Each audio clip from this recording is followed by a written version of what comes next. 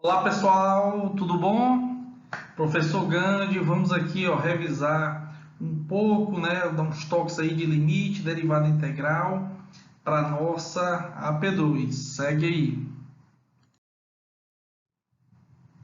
Primeiro, vamos aí calcular o limite, alguns tipos de limite, certo?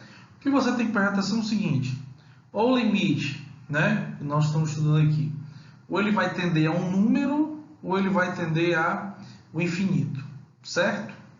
Bom, se ele estiver tendendo a um número, você tem que olhar se está tendendo a uma fração ou não, certo? Se não for fração, substitui. Se for fração, você tem que olhar primeiro se o denominador está zero. Se não dá zero, aí você substitui também. Então vamos com calma e vamos trabalhando aqui.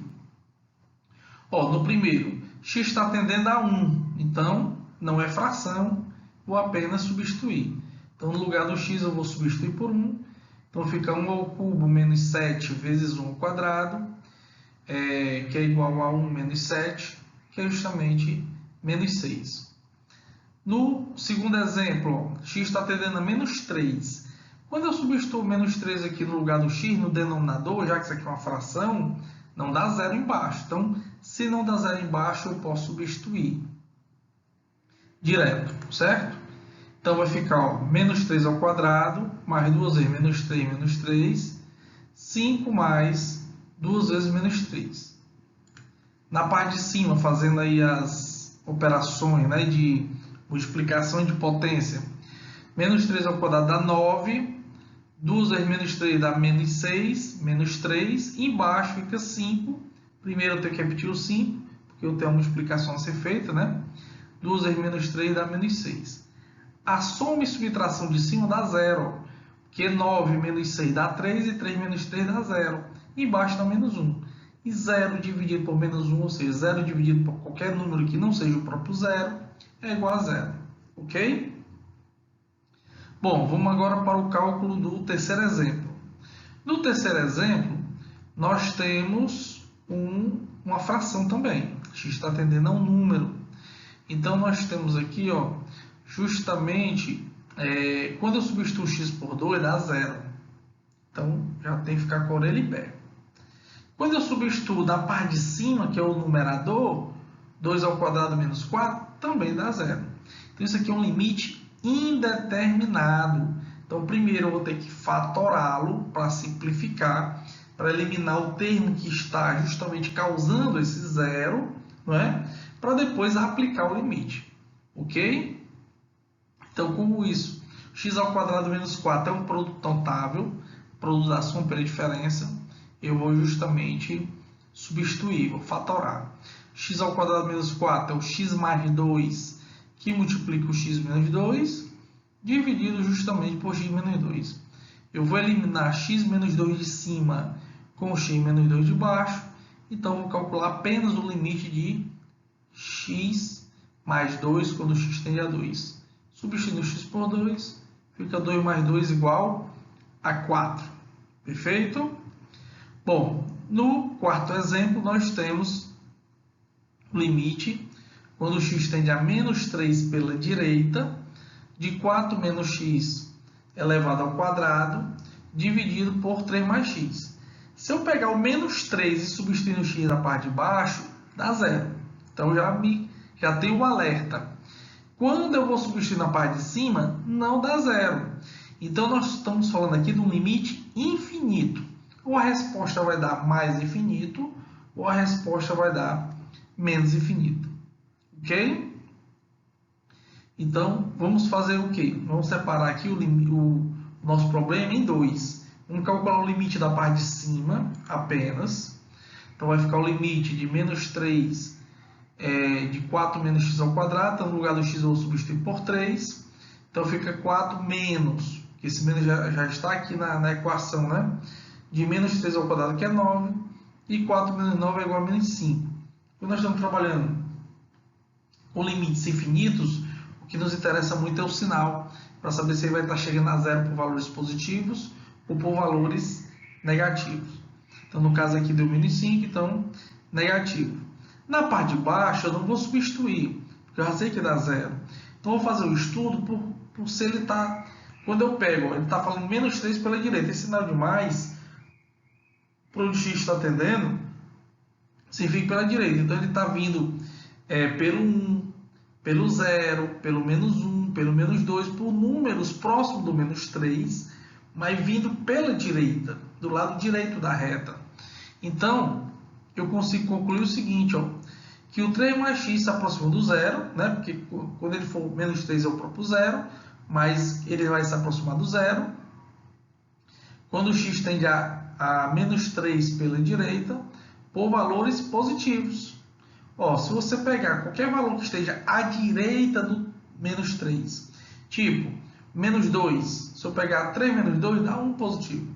Se eu pegar o menos 2,99, se eu pegar o 3 menos 2,99, dá 0,01. Então, dá um valor positivo.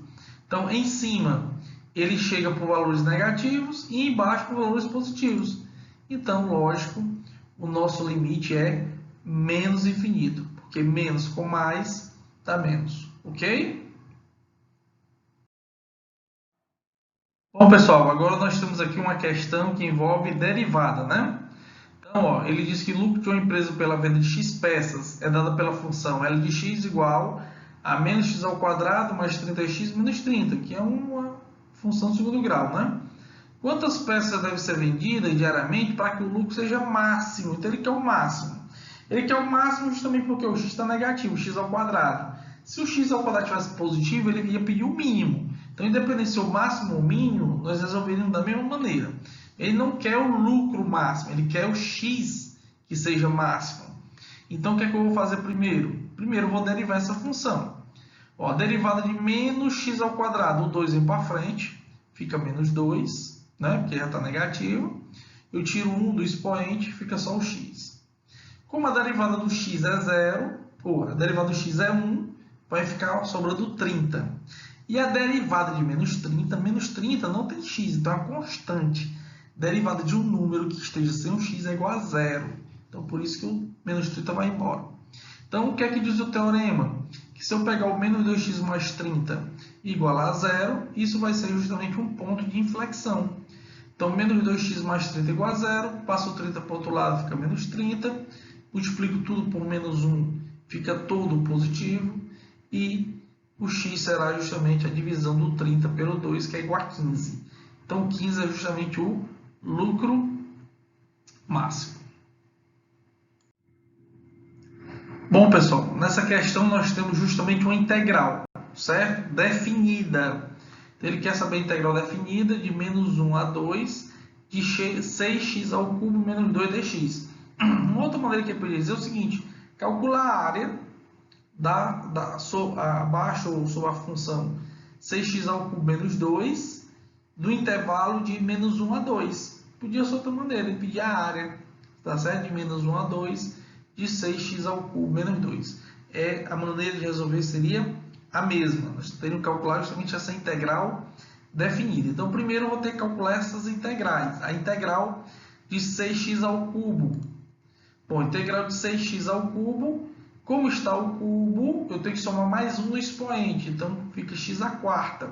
E o próprio 4 também passa dividindo. Bom, isso eu faço para todos. Se tivesse outros, eu também faria para os outros x. Mas eu não tenho mais x, né? Eu tenho apenas o menos 2. Então, se eu tenho apenas o menos 2 vai voltar, né? Que a integral é justamente a antiderivação. Então, o menos 2 vai virar menos 2x de menos 1 a 2. O que é que eu vou fazer agora? Eu vou substituir onde tiver x por 2, menos onde tiver x por menos 1. Então, vou fazer duas substituições. Então, vai ficar 3 meios. Por que 3 meios? Porque eu posso logo simplificar, né? O 6 pelo 4. 6 por 2 dá 3, 4 por 2 dá 2. Então, 3 meios de 2 elevado à quarta. Então, no lugar do x eu coloquei o 2. Menos 2x, então vira 2 vezes 2. Menos, que é da fórmula, 3 meios de novo. Menos 1, que é meu parâmetro inferior. Ó. Menos 1 elevado a quarto, a 4. Menos 2 vezes menos 1. Então, ó, 2 elevado à quarta é 16. 16 dividido por 2 dá 8. E 8 vezes 3 dá 24. Menos 2 vezes 2 dá menos 4. Então, eu resolvi quase tudo do parênteses esquerdo. Menos 1 elevado a 4 dá 1 positivo. Então, 1 vezes 3 dá 3, então continua 3 meios. E menos 2 vezes menos 1 dá mais 2. Tirando tudo do parênteses, né, pessoal? 24 menos 4 vai ficar 20, né? E tirando tudo do parênteses, fica 20, menos 3 meios, menos 2. Então, eu vou calcular quanto é menos 3 meios mais 18. O 18 saiu do 20 menos 2. O MMC é 2. 2 dividido por 2 dá 1. E 1 vezes menos 3 dá menos 3. O 18 é como se tivesse 1 embaixo. Então, 2 dividido por 1 dá 2. E vezes 18 dá 36. E 36 menos 3 é igual a 33. Resposta: 33 meios. Bom, pessoal, agora nós temos aqui exemplos de limites no infinito, né? Então, agora, nossos limites não estão tendendo a um número, estão tendendo ao infinito. Então, nós temos aqui um bisuzinho importante. Ó. Nesse item A, o que é que você tem que primeiro observar? Se tem fração ou se não tem. Quando tem fração, vamos olhar para o expoente de maior grau, tanto do numerador quanto do denominador, entendeu? Então, no item A, nós percebemos que o grau da variável do numerador e do denominador são iguais. Então, a resposta é apenas o quociente entre o coeficiente do que está no numerador pelo coeficiente do que está do numerador e do denominador. Então, a resposta 3/5. No item B, ele está dizendo o limite de 4x ao quadrado menos 7x mais 3, quando x tende a mais infinito. Aqui nós não temos uma fração. Mas o que é que nós fazemos? Nós vamos estudar, quando não tem a fração, nós vamos estudar apenas o termo que tem maior expoente, que no caso aqui é o 4x ao quadrado. Então, eu vou justamente fazer o meu cálculo, né? Fazer a minha análise apenas sobre o 4x ao quadrado, que é o que tem maior expoente. Bom, x está tendendo a um número grande positivo. Ora, se eu pegar um número grande positivo e elevar ao quadrado, né? Pela propriedade justamente dos limites no infinito, ele vai continuar positivo. Como o 4 é positivo, a minha resposta é mais infinito. No item C, nós temos novamente a nossa fração, né? Só que eu tenho que observar o seguinte, ó, mesmo deslocado, eles estão com o mesmo expoente, de maior grau, tem mesmo expoente. Então, basta dividir o menos 4 por 2, que a resposta é menos 2. No item D, eu tenho justamente o que? O de maior grau do numerador é o x ao quadrado e o de maior grau do denominador é o x. Então, quando isso acontece, eu faço justamente a divisão dos seus coeficientes e vou repetir a base e subtraio os expoentes, certo? Então, fica aqui um x. Bom, como aqui eu tenho um x e o x está tendendo a menos infinito, x tendendo a menos infinito, e eu tenho um x, ou seja, uma variável com expoente ímpar, ele vai continuar menos infinito. Então, resposta, menos infinito. E no item E, se eu olhar, o x, o maior grau do numerador é x, elevado a 1, é 1. E o maior grau do denominador é 2, é o x ao quadrado. Então, quando eu tenho uma fração x tendendo a mais ou menos infinito, certo? E o grau do numerador é menor que o grau do denominador, o resultado é 0. Beleza, pessoal? Com isso, nós concluímos a nossa revisão.